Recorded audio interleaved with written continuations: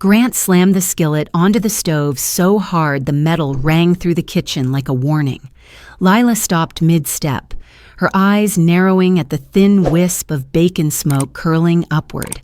I froze between them, a cold silence hanging in the room. She pulled back as if the scent itself had struck her. "Mom, is he doing this on purpose?" Her voice was tight, brittle, already shaking. I wiped my hands on a towel, trying to steady the air. "Lila, he's just making breakfast." But she stepped back again, her shoulders lifting, a hand pressed against her stomach. "That pan was supposed to be separate. You promised." Grant didn't look up. "It's a skillet, not sacred property." His tone sliced through the space, flat and dismissive. The towel slipped from my fingers. I'd seen that expression on her face before, the mix of hurt and anger she tried so hard to manage. She pointed at the dishwasher door as if it were evidence. "You put that pan in there. Now everything is contaminated." Her voice cracked, and the crack cut straight through me. I reached for her arm, but she pulled away too fast, her breath trembling. "I don't feel safe in here, Mom. Not with that." She motioned weakly toward the stove. The sizzle of bacon filled the silence, louder than it should have been, as if the kitchen itself were choosing sides. And for the first time, I felt something shift, subtle, heavy, unsettling, like the ground under our family had moved an inch and none of us noticed until now. Lila sat cross-legged on her bedroom floor, arms wrapped around her knees, the colored skillet boxes open beside her like unopened gifts. I leaned against the door frame, careful not to step on the cardboard. The smell of bacon still clung faintly to my clothes, even after I'd washed my hands twice. "He used the old pan," she whispered. "You saw it." I nodded slowly. I saw. I also saw his face when he did. Her fingers traced the rim of a teal skillet. "I bought these for you, remember?" I said. "Just for your food." She shook her head. "It doesn't matter if the whole kitchen feels contaminated." The word hung between us, heavy, bigger than the stove, bigger than breakfast. From downstairs, a cabinet door slammed. Grant's voice floated up, annoyed. "Tell her dinner's not a war zone, it's just food." My jaw tightened. That sentence wasn't neutral. It was dismissal dressed as calm. Lila's eyes filled. "When he cooks meat, I feel sick." My chest tightens. I can't breathe right. Why is my comfort always less important? Her question was small, but it cut deep. I sat beside her, our shoulders barely touching. "Your dad thinks he's just protecting normal." She let out a short, humorless laugh. "For him, I'm the problem, not the bacon." Downstairs, the dishwasher hummed to life. Lila flinched at the sound, as if every plate inside carried something she could never wash off. Grant stood at the sink, scrubbing the cast-iron skillet with short, irritated strokes that scraped louder than necessary. The kitchen window was open, cold air pushing in, carrying the faint metallic smell of dish soap. When I stepped in, he didn't look up. "You talked to her?" His voice was flat, jaw tight. I dried my hands on a towel. I did. "She's shaken, Grant." He set the skillet down harder than he needed to, water splashing onto the counter. "She's creating drama." That was the first cruel line tonight. Quiet, casual, but sharp enough to make my breath hitch. "Grant, she's 14. She believes the kitchen isn't safe for her right now." He wiped a hand across his forehead, leaving a streak of water. "I'm not banning bacon from my own home. I'm not doing this." Then he opened the dishwasher, steam rising in a soft cloud. He tapped a plate. "See? Nothing's wrong." But Lila appeared in the doorway, small, tense. Her voice wavered. "You don't care what it does to me," Grant muttered. "I'm not changing my life because you saw some video online." Her face fell, like he'd slapped her with the words "alone." I stepped between them on instinct. "Please stop. She's right here." But the damage had already rippled. Lila's eyes shined with something raw. "If you loved me, you'd try." Grant stared at her, unblinking. "Love doesn't mean giving up bacon." Her breath caught. My heart did too. The room felt colder than the air coming through the window, and something fragile between them cracked in a way I wasn't sure we could glue back together. Lila pushed past us, the soft thud of her bedroom door echoing through the hallway like a recoil. I stood there, one hand on the counter, trying to steady myself. Grant grabbed a paper towel, wiping invisible grease from his fingers. He wouldn't meet my eyes. She's becoming impossible.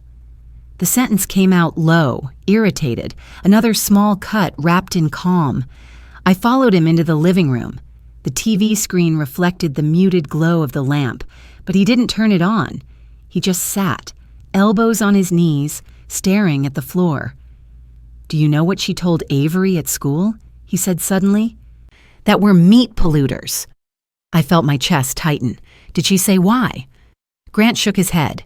"Because she wants to feel special. That's all this is. Trends. A soft creak above us, the sound of her pacing, light, uneven steps. She only paced when she felt cornered." Grant leaned back, rubbing his temples. "I'm tired of walking on eggshells. This is our home, Mari. Are we really supposed to live like we're guests in our own kitchen?" His voice carried frustration, but underneath it I heard something quieter. Fear of losing influence, fear of not understanding his own child anymore. I sat across from him, hands clasped. She's not trying to control the house. She's trying to control the only space she feels she has left. He scoffed, but it wasn't cruel, just weary. Upstairs, a muffled sob slipped through the floorboards. Grant heard it too. His shoulders stiffened, but he didn't get up. The distance between father and daughter wasn't a gap anymore. It was becoming a fault line. Lila's plate was untouched at breakfast the next morning, the oatmeal cooling into a gray mound. She sat rigidly at the table, hoodie sleeves pulled over her hands, eyes fixed on nothing. Grant placed his bacon on a paper towel, the crackle filling the quiet. The smell drifted across the room like a challenge. She flinched, a small movement, barely there. But I saw it. Grant pretended not to notice. She can eat in her room if it bothers her. The words were clipped, careless, meant to sound practical. Instead, they landed like a shove. Lila's voice was barely above a whisper. "Why do you keep doing this?" Grant sighed heavily, dropping into his chair. "Because I'm not living under a list of forbidden foods, Lila. This is my house, too." Her lips trembled. "So it's more important than me?" He didn't answer fast enough. The silence answered for him. I reached for her hand, but she tucked it under the table. "Mom, I can smell it in the walls." She blinked fast, swallowing hard. "I feel sick before I even get downstairs." Grant pushed his plate away, irritation snapping through him. "I washed the damn pan. I cleaned the counter. What else do you want from me?" Her answer was a soft, trembling truth. "I want to feel like you care about how I feel." Grant looked away, jaw tightening, shoulders stiff. Lila stood so fast her chair scraped the floor, a sharp scrape that made us both flinch. She didn't say another word. She just walked out, the weight of her hurt trailing behind her like something we could almost touch but couldn't carry for her. Lila waited on the porch after school, hoodie hood pulled tight, her backpack at her feet. The afternoon wind cut across the yard, lifting loose strands of her hair. When I pulled up, she opened the car door without a word, sliding in with a small shiver. Driving home, she finally spoke. "Avery says her dad bought 2 fridges, one for meat, one for vegan." Her voice was thin, trying to sound casual, but the edge was unmistakable. I kept my eyes on the road. "Every house has different limits, sweetheart." She stared out the window. "Ours has none." The words came out sharp, defensive, but underneath was something fragile, a plea she didn't know how to express. Inside the house, she headed straight for the fridge. When she opened it, she hesitated, staring at a pack of turkey slices Grant had put on the top shelf. She shut the door quickly, as if heat radiated from it. "Why is it right there? Why does he put it right where I have to look at it?" Grant walked in from the garage at the worst possible moment, wiping his hands with a rag. "Because it's the fridge, Lila. We're not rearranging the entire house for your preferences." His tone wasn't loud, but it carried that chilled indifference that cuts deeper than yelling. Lila's breath hitched. "You touched the handle after cooking bacon." "I wiped it down," he replied, annoyed. She shook her head. "No, you didn't. I can smell it." Grant's jaw worked. "Lila, this is ridiculous." She froze. That word, ridiculous, hit her like a door slamming in her face. Her voice cracked. "I'm not ridiculous. I'm trying to exist in my own home." Grant stepped away, the rag tossed onto the counter with a dull slap. "I'm not the villain here." But the moment he said it, something flickered across Lila's face, hurt turning into something colder. Distance. A quiet retreat he didn't see, but I did. A retreat that was starting to look permanent. Grant's mother, Joanne, stopped by that afternoon with a casserole dish wrapped in foil. The smell of ham drifted in before she even stepped through the doorway. Lila froze halfway down the stairs, her face tightening as the scent reached her. Joanne smiled warmly. "Made this for you three. Thought you might like something hearty." Grant took it with a grateful nod, not noticing the way Lila's shoulders drew in. Joanne glanced up at her. "You're looking thin, honey. Must be that no-meat diet." The words weren't meant to wound, but they landed with the precision of a scrape against an open bruise. Lila's voice was barely a breath. "I'm fine." She turned toward the living room, but Joanne called after her, tone light, careless. "You'd feel stronger if you ate real food again. Real. Again." The implication stung, and I felt it through her stillness. Grant lifted the foil. "Smells amazing, Mom." Lila stepped back at the same moment, as if the aroma itself pushed her.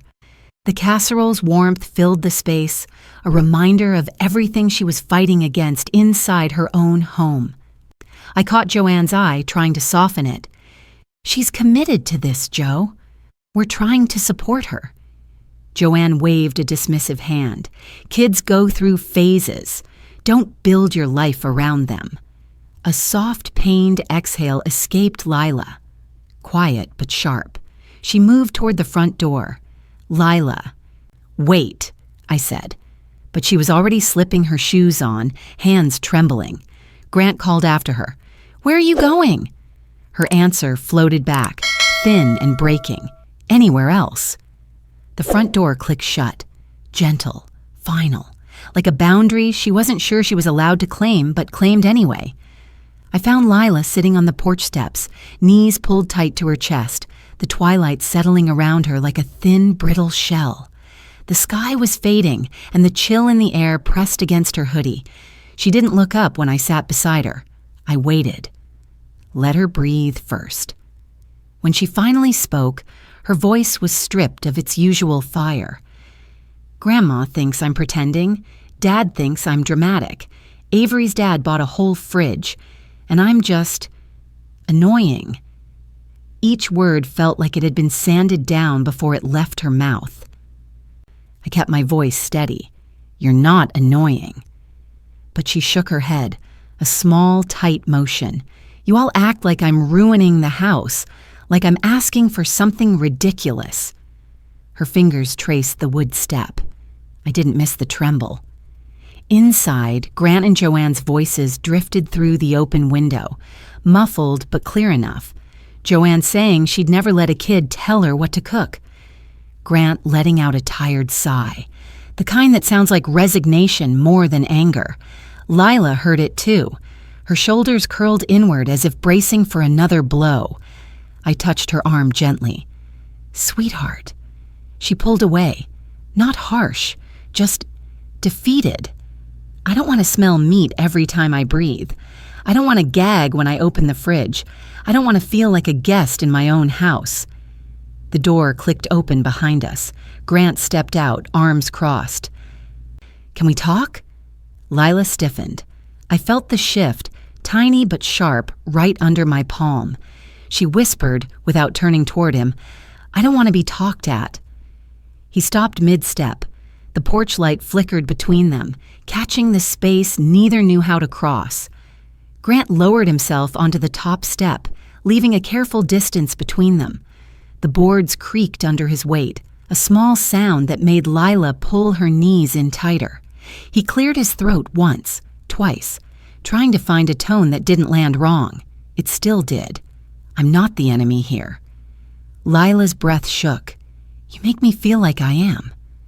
The words were soft, but they struck hard. Grant blinked, thrown off balance. I'm cooking breakfast, Lila, that's all. She turned her face away. You're cooking something that makes me sick, and then you tell me I'm overreacting. His jaw clenched at the word. Overreacting wasn't the one she'd used, but he heard it anyway. I'm trying to live my life, he said. She whispered, So am I. The porch light buzzed, the only sound between them for a moment. He rubbed his palms together, a restless gesture. You asked me to get you separate pans. I did. You wanted new ingredients. We bought them. But now you're asking for more. She looked at him then. Really looked. I'm asking you not to make me feel sick in the house I grew up in. Something inside him stilled. A small flickering pause. But then he exhaled through his nose. Rough. You can't control everything around you. That's not how the world works. Her shoulders sank. I'm not trying to control the world, just my home. He stood abruptly, the porch step groaning beneath him. We can't keep doing this. The door opened behind him as he walked inside, leaving the cold air between us thicker than before, like a breath held too long, waiting to break. Grant's footsteps faded down the hallway, but the tension he left behind clung to the air like frost. Lila hunched forward, burying her face in her sleeves, breath uneven. I moved closer, slow enough not to startle her. She didn't resist when I rested a hand lightly between her shoulder blades. Inside the house, cupboards opened, then closed with sharp, irritated thuds. Grant wasn't slamming them, not quite, but the sound carried the same message. Lila flinched at each one, a tiny recoil she tried to hide. She whispered, barely audible, I shouldn't have been born into a meat house. The sentence fractured inside me. Lila, don't say that. She wiped her cheek with the edge of her sleeve. I don't fit here. I don't even fit in the kitchen anymore. I felt the truth in that. The kitchen had become a battleground of smells, rules, misunderstandings neither side could articulate without wounding the other. I stood, offering my hand. Come inside, it's cold. She shook her head. Not while he's cooking. The porch light buzzed again as the front door cracked open. Harold, my father, stepped out, jacket still zipped, eyes soft with concern. I heard voices, he murmured. Thought I'd check. Lila straightened, embarrassed. Grandpa, I'm fine. He lowered himself beside her with a quiet grunt. Doesn't sound fine. She stared at the yard. Dad thinks I'm making this up. Harold's voice was steady. Sometimes people fear what they don't understand. Doesn't make your feelings wrong.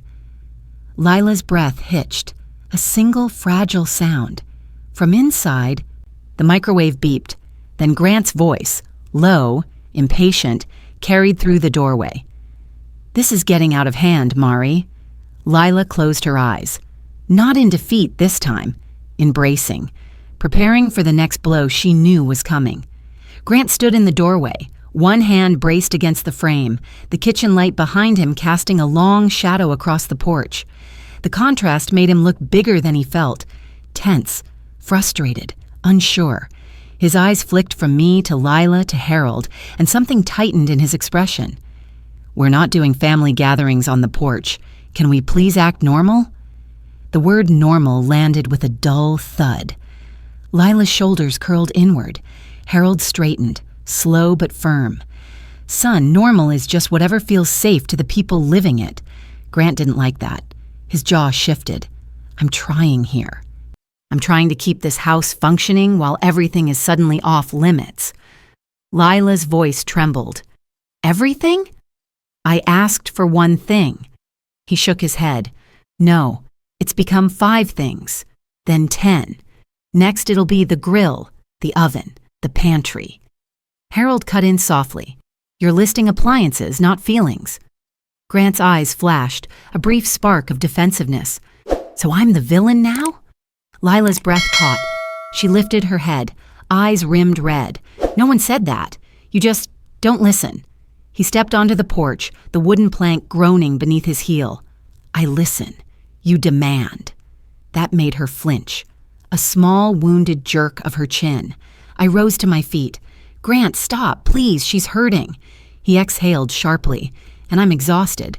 I'm tired of being accused of poisoning the kitchen because I fry a couple strips of bacon. Lila covered her mouth with her sleeve, her voice muffled. "It's not about bacon.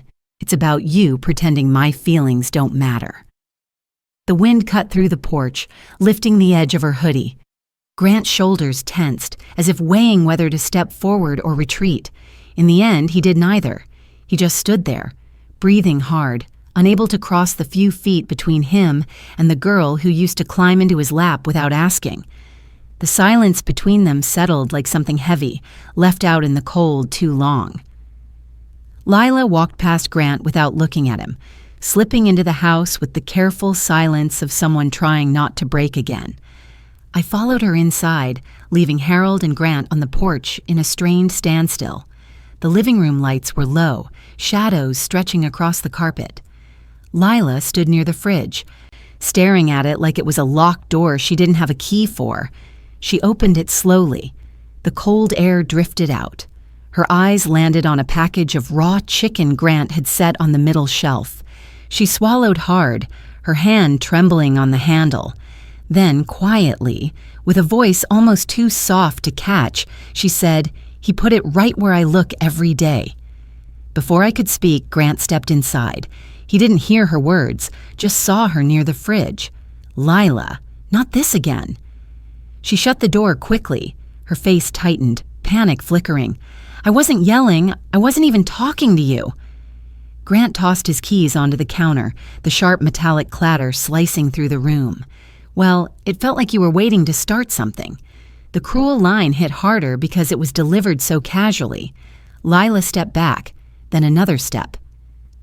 The gap between them widened, her voice cracked. "I'm scared of the smell. I'm scared of eating something by accident. I'm scared of touching the wrong pan. I'm scared all the time." Grant opened his mouth, but the words didn't come fast enough. She filled the silence. "And you don't care." His face twisted, hurt, defensive, confused. "I do care, just not about rules that make no sense." She broke. Not dramatically, not loudly, just broke. A small, quiet collapse, right there beside the fridge. Her knees bent, her breath hitched, her hands pressed against her face as if holding herself together was suddenly too heavy. Grant froze. I stepped forward instinctively, but she whispered, "Don't." The single word stopped me cold. Grant finally moved, one hesitant step forward, but Lila flinched so sharply he halted mid-step. In the next beat, fast, fragile, devastating, she whispered the sentence that cut through the house like glass dragged across a floor. "I don't feel safe with you anymore, Dad." Grant staggered back as if the air had been punched out of him. The room went still. Even the hum of the refrigerator felt louder than our breathing. Lila's words hung in the air with a weight none of us were prepared for. Grant stepped back until his hand found the counter behind him, steadying himself. His breath stuttered once, barely noticeable unless you were looking directly at him. I was. Lila curled into herself, small on the kitchen floor. I knelt beside her, close enough to let her know I was there, far enough not to touch without permission. Her breath hitched in shallow bursts. I feel like I'm fighting the whole house, every day, every smell, every time I open a cabinet. Her voice trembled. It hurts. Grant rubbed the back of his neck, a restless movement. "I'm not trying to hurt you, Lila." She didn't look at him. "You don't have to try." He winced, a tiny fracture in his composure. But then his voice rose, too quick, too defensive. "This is going too far. I'm not living scared of breakfast." I stood slowly, turning toward him. "She's not asking you to live in fear. She's asking for space." Grant shook his head. But the kitchen is everyone's space. It's the center of the home, Lila whispered. Not for me. He let out a rough exhale, pressing his palms against the counter. I can't just erase every trace of meat. That's not realistic. She lifted her face finally, streaked with tears. I'm not asking you to erase it. I'm asking you to stop making it my problem.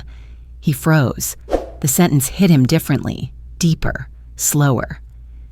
His eyes flicked to me, searching for something he couldn't name. Before any of us could speak, Joanne re-entered the kitchen holding her empty casserole dish. She took in the scene, the tears, the tension, the silence.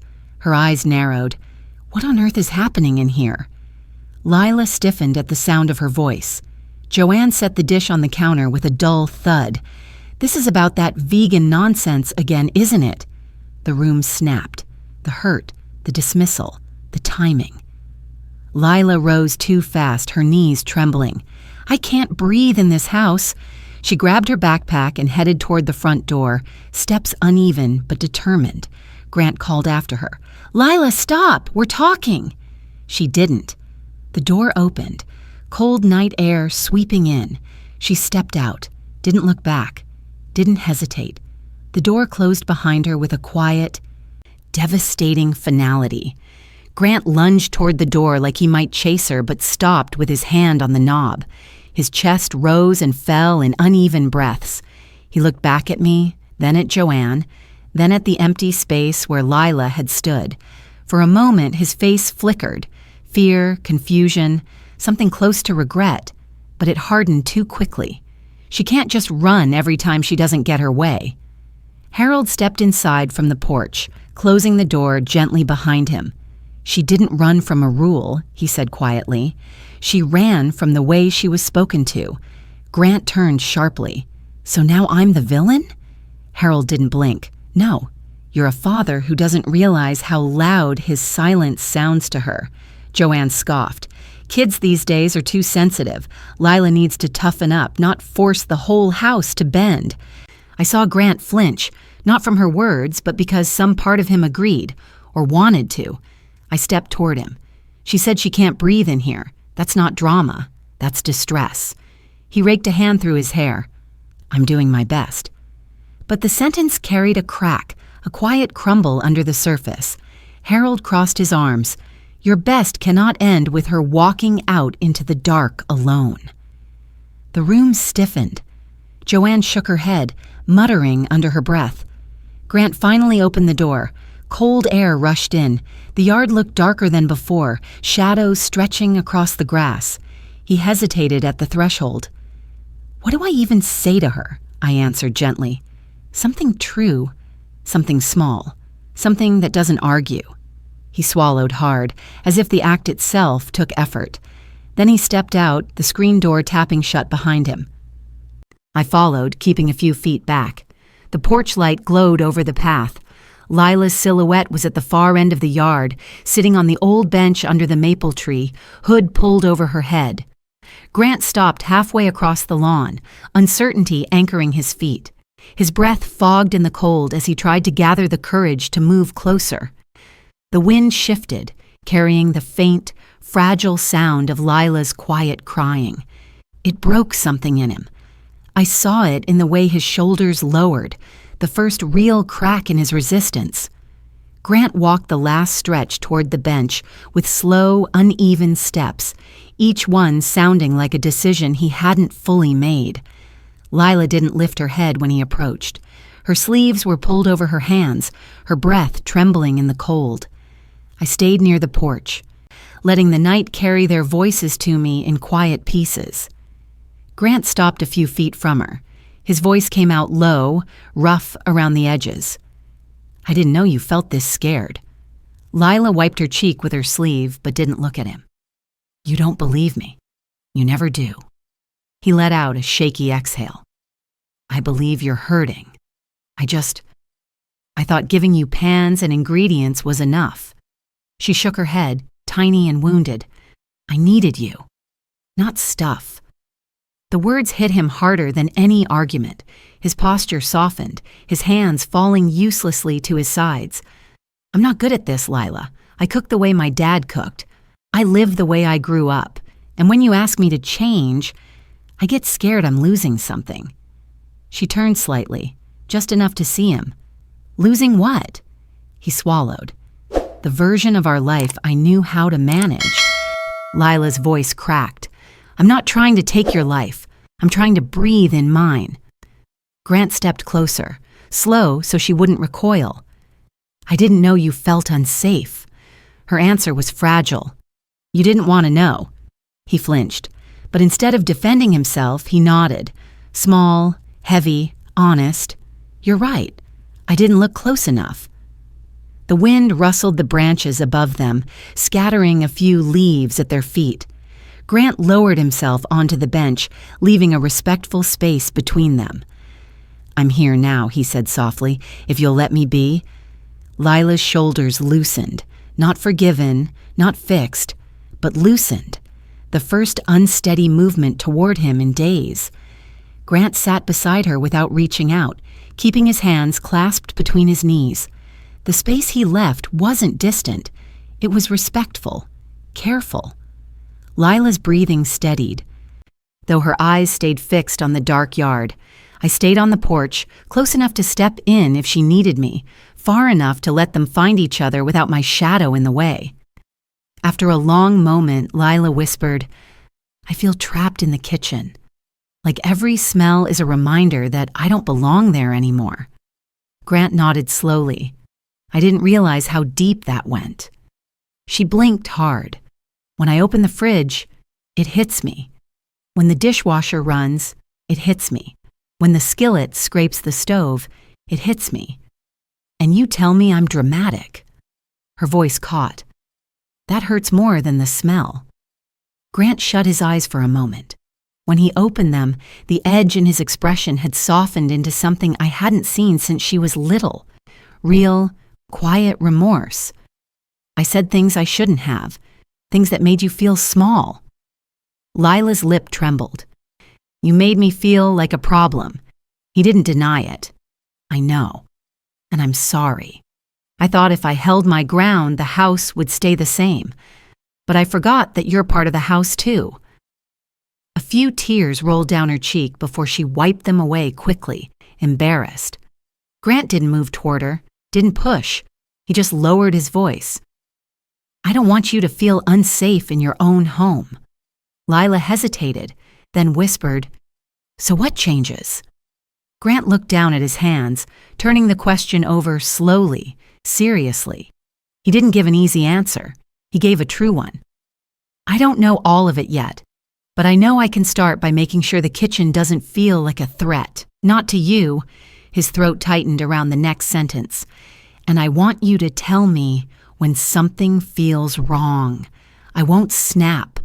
I'll listen.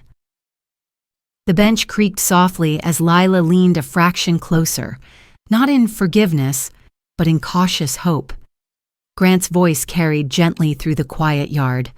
I won't fix everything overnight, but I can start with small steps, real ones. Lila brushed her sleeve across her cheek. Like what? Her tone wasn't demanding. It was bracing, guarded, waiting to see if he meant it. He thought for a second. I can keep the meat sealed. Keep it low in the fridge so you don't have to see it. Use a different pan without you asking. Wipe the handles. Simple things. Things I should have done already. Lila didn't look convinced yet, but something in her posture loosened. She tucked her chin into her hoodie. And the bacon? The word came out so soft it almost disappeared into the wind. Grant rubbed his palms together slowly, thinking. I don't know if I can stop eating it forever, but I can cook it outside on the grill, or when you're not home, or at my mom's. That surprised her. Even me. Grant wasn't a man of compromise, yet here he was, offering one without bitterness in his voice. Lila stared at the ground. You always say you won't change because it's your house. Grant's breath caught, a tight, painful inhale. I was wrong. She blinked. He continued, voice unsteady but sincere. This is our house, all three of us. And if the way I live makes you feel sick or small or unsafe, then I'm not doing my part. Her face softened, barely, cautiously. "You really mean that?" Grant nodded once, slow and firm. "I do." A small, fragile silence settled between them. Lila pulled one sleeve back, exposing her hand just enough to rest it on the bench between them, not touching him, but close. An invitation. Grant didn't reach for it. He placed his hand beside hers, matching the distance she chose, respecting it. It felt like the first bridge laid down between them after weeks of fracture. A small one, but solid. Grant and Lila walked back toward the house together, not side by side, just close enough that their steps fell into a hesitant rhythm. I stepped aside as they approached, letting them enter first. The warmth of the living room felt different now, like the air itself was trying to settle after hours of tension. Inside, Joanne stood near the counter, arms folded, her expression tight. She took one look at Lila's red eyes and clicked her tongue. Oh, for heaven's sake, are we still crying about the kitchen? Lila froze mid-step. Grant did too. I felt the shift like a crack of ice beneath thin snow. Before I could intervene, Joanne continued, some firmness creeping into her tone. You can't expect the whole world to change because you chose a diet. That was the cruel line that landed exactly where her earlier ones had struck. Right in the softest part of Lila's chest. Grant turned toward his mother sharply. "Mom, enough!" The room stilled. Even Lila looked up, startled. Joanne blinked, taken aback. "I'm just saying." Grant cut her off, voice steady but edged. "No, you're dismissing her. And I've been doing the same thing. It stops now." Joanne's mouth opened and closed once, like she wasn't used to being challenged in her own son's kitchen. But Grant wasn't backing down. His jaw was set, but not in the defensive way from earlier. This was protective, intentional. Lila isn't being dramatic. She's struggling, and I need to be better about that. For a moment, silence stretched between all of us, taut and unfamiliar. Joanne looked at Lila again, this time without the sharpness. Her voice softened by a fraction. "I didn't realize it felt that serious to you." Lila's voice trembled. "It is." Grant stepped fully between them, not blocking, just anchoring. "This is our home, Mom, and she gets to feel safe in it." Joanne exhaled slowly, the fight draining from her shoulders. "Well, then we'll just have to figure out how to make that happen. It wasn't perfect. It wasn't healing. But it was the first time all night the room didn't feel like it was splitting down the middle. Grant motioned gently toward the living room. "Let's sit. Just talk." Lila hesitated in the doorway, her hoodie sleeves tugged halfway over her hands again. She looked at the couch like it was unfamiliar territory. I guided her toward the armchair instead, her safe spot since she was small. Joanne settled on the edge of the sofa, posture stiff but quieter than before. Grant stood for a moment, undecided, then sat on the ottoman across from Lila, close enough to show willingness, far enough not to crowd her. The house finally felt still. No sizzling pan, no slamming cupboards, no fridge door snapping open. Just the steady breath of 4 people trying to navigate something fragile. Grant spoke first. "I didn't get how deep this goes for you. I kept thinking you were asking for special treatment." Lila kept her gaze on her knees. "I wasn't. I just needed help." His voice softened. "I hear that now." Joanne folded her hands, fingers twisting together. I grew up with kitchens full of meat, never thought twice. But if the smell makes you sick, then maybe I shouldn't have walked in with a ham like it was nothing. Lila's eyes flickered upward, surprised. Not reassured yet, but surprised. Grant leaned forward slightly. "We can make changes. Small ones, but real ones." Lila swallowed. "Like not cooking bacon in the morning? Like keeping raw meat somewhere I don't have to see it?" Grant nodded. "Yes, and I'll wipe things down better, and use separate utensils without being asked." She exhaled shakily, a sound closer to relief than collapse, but then she whispered the part she'd been holding back. "I don't want you to resent me." Grant's face cracked open at that. I won't. I resented the rules because I didn't understand the fear. That's on me. Her shoulders eased, but only a little. I don't want the house to revolve around me. It won't, he said softly. It'll adjust.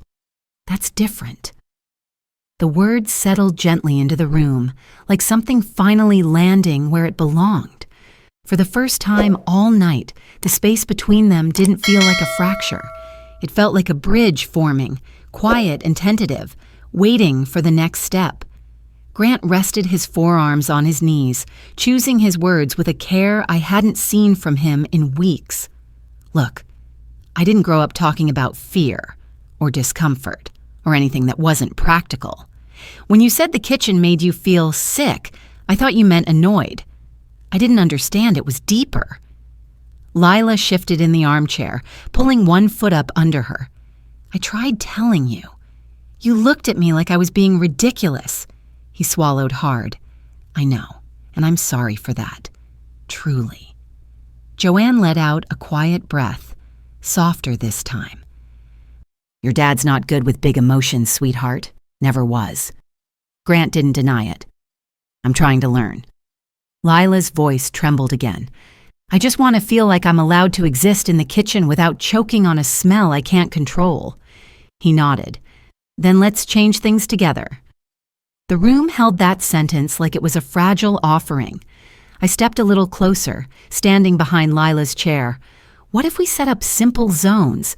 Vegan space for her, shared space for the rest, and certain things we adjust, like cooking bacon outside, storing raw meat lower, and cleaning the handles daily.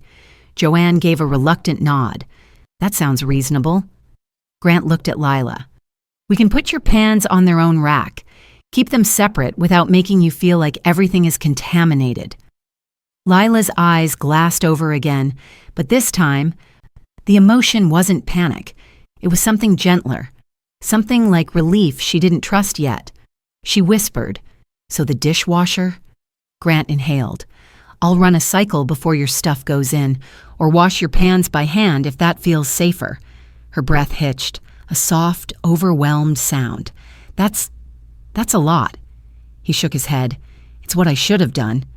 The lamp in the corner buzzed faintly as the weight in the room shifted. Not solved, not healed, but shifting. Like we were stepping out of the argument and into the aftermath where truth could finally settle. Lila rubbed her sleeve across her cheek. I just want us to stop fighting. Grant's voice cracked in the smallest way. Me too. And for the first time that night, they looked at each other without flinching. Lila drew her knees closer to her chest, the fabric of her hoodie bunching around her chin. The house felt quieter than it had all night, like every wall was holding its breath. Grant leaned back slightly, giving her space, but his attention stayed fixed on her in a way that felt careful, not intrusive. She whispered, I don't want to feel like the weird one in the family. Grant shook his head. You're not the weird one. You're the one brave enough to choose something different. That's harder than people think. Joanne shifted in her seat, her expression loosening into something almost contemplative. When I was your age, she murmured, everyone expected us to eat whatever was in front of us. I never questioned it. Maybe I should have. Lila blinked, surprised by the softness in her tone. I'm not asking anyone else to be vegan. I'm just asking not to feel sick in my own home. Grant stood slowly. How about tomorrow we clean the kitchen together, reorganize things? You can tell me what helps and what doesn't. No judgment. Lila hesitated. You'd really do that with me? He nodded once. Steady. I would. And I won't complain. Not even once. Her mouth twitched. Almost a smile, but not quite. I stepped closer, resting a hand lightly on the back of her chair. And I'll help too. Whatever makes the space feel safe for all of us. A silence settled then, but it wasn't the sharp, painful kind from earlier. It was warm, heavy in a gentler way. Lila pulled at the edge of her sleeve, thinking, Can we label shelves? Just so I know what to avoid? Grant didn't even pause. Absolutely. Joanne added, maybe I can bring dishes without meat next time, or at least keep them covered. The lamp's glow softened across the room as Lila let out a small breath that seemed to release hours of tension. Okay, she whispered, let's try. It wasn't a full reconciliation, but it was a beginning, quiet, tentative, and grounded in something real enough to hold on to. The next morning, the kitchen felt unfamiliar, not in a threatening way, but in a way that hinted at change. Sunlight filtered through the window, warming the counter where 3 empty cleaning bottles sat like a quiet promise. Lila stood beside me, her hair pulled into a loose bun, sleeves still covering half her hands. Grant came in, holding a small stack of sticky notes and a black marker. He lifted them slightly, almost sheepish. Figured we could label things together, if you want. Lila's eyes flicked to mine, uncertain. I nodded gently. Your call, sweetheart. She took a breath, then reached for the marker. Her fingers brushed Grant's for a brief second. Light, accidental, but neither of them pulled away. She wrote vegan only in careful letters and placed the first note on a shelf. Grant watched her, expression steady. No teasing, no sighing, just watching. They moved slowly around the kitchen. She labeled the drawer with her utensils, the cabinet with her ingredients, the small section of counter where her new pans sat. Grant followed behind her, cleaning handles, wiping surfaces twice instead of once, checking her face after each movement in case something didn't feel right. At one point, he opened the fridge, paused, then quietly shifted the raw chicken to the bottom drawer. Lila noticed. Her shoulders softened a little more. Joanne slipped in through the back door carrying a small bag. Just vegetables today, no surprises. Lila let out a breath that sounded dangerously close to gratitude. We spent an hour reorganizing the kitchen. No arguing, no questioning, just slow, deliberate steps towards something safer for her. When we finished, Lila stepped back and stared at the space. Still our kitchen, but shaped gently around her needs, in ways that didn't erase the rest of us. Grant wiped his hands on a towel. How's it feel? Lila swallowed. Better. A lot better. He nodded. Good. That's what matters. She looked at him then. Really looked, and for the first time in days, the distance between them didn't feel like a wound. It felt like a scar beginning to knit. That evening, the 3 of us sat in the living room with our plates, Grant with a simple grilled cheese, Lila with her tofu stir-fry, and me somewhere in the middle. No fumes, no clatter of arguments hiding inside ordinary sounds, just quiet chewing, a shared couch, and a strange new peace settling in the corners of the room. Lila rested her bowl on her knees. This is the first time all week I've eaten without feeling scared. Her voice trembled, not from fear this time, but from the fragile relief she hadn't dared hope for. Grant leaned forward, elbows on his thighs. I didn't realize how much the kitchen meant to you. I just thought it was a place we cooked. She shook her head softly. It's the place where I feel connected. And lately, I felt pushed out of it. His face tightened, a quiet ache in his eyes. I never wanted you to feel pushed out. I was stubborn and too loud. Lila's gaze drifted to the side, and I was scared and too loud too. The confession landed softly between them. Not blame, just truth. A notification buzzed on her phone, Avery asking if things had gotten better. Lila smiled faintly, typing a small reply before tucking the phone away. Her shoulders looked lighter. Grant rubbed his palms on his jeans. Listen, I can't promise I'll do everything perfectly. I'm still learning, and I'll probably slip up. She met his eyes. Just don't pretend I'm ridiculous. He nodded with a seriousness that reached all the way into his posture. I won't. She hesitated, then reached over and placed her hand on his, the smallest, shyest gesture of trust. Grant froze, then gently curled his fingers around hers. I watched them in the soft lamplight, Father and daughter finding each other again, piece by piece, not through grand gestures, but through quiet willingness. The house felt warmer than it had in days. Not because everything was solved, but because something inside all of us had unclenched. Lila stood at the sink after dinner, rinsing her bowl under warm water. The steam curled around her face, softening the shadows beneath her eyes. Grant hovered a few steps behind her, not close enough to crowd her, not far enough to feel absent. He cleared his throat once. Need help? She didn't flinch this time. She just handed him the towel. Here. Dry? Grant took it with a small nod, drying each dish with deliberate care. No rushing, no muttering under his breath, just quiet cooperation. I leaned against the counter, watching them move in a rhythm that felt new, gentle, cautious, but genuinely theirs. When Lila reached for her skillet, Grant stepped back automatically, giving her the space she needed. She noticed. The corners of her mouth lifted in a tiny, grateful curve. He spoke softly. I'm going to grill bacon outside from now on, just so you know. She paused, fingers resting on the handle of her pan. Thank you. Her voice was a whisper, but steady. He exhaled slowly. I want this house to feel like home for you, not a place you have to escape from. A quiet beat passed before she nodded. It's starting to. We stood there, the three of us, in a kitchen that had once felt like a battlefield. Now it felt like a room learning how to breathe again. The dishwasher hummed to life. Its warm vibration beneath the counter, no longer a trigger but a background sound, ordinary and safe. Lila leaned against the counter, shoulders relaxed for the first time in days. Grant reached out, slow and gentle, and tapped the edge of her new pan. Teach me how to cook one of your dishes sometime? Lila's eyes glimmered. You mean it?